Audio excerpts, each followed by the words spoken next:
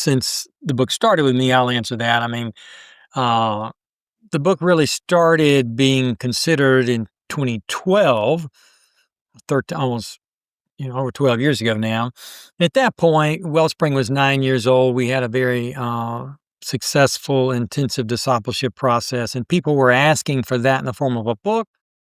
And so in reality, I think I was responding to people's request, and I was trying to solve a problem that the ministry needs a book, which I don't think is a great reason. And so we really struggled, and part of that, some of my own insecurities, like a confidence. We struggled.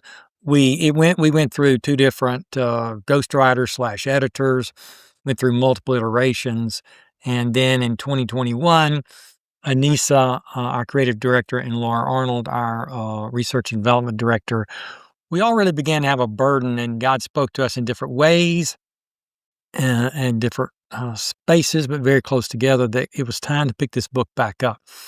And so in that time, I really had a burden that now is the time God wants to write this book to really inspire and equip people to become who God created them to be, in the way that we've been doing that at that point for 18 years, of guiding people into a wholehearted experience of God, themselves, and other people that results in them becoming the human beings God created them to be.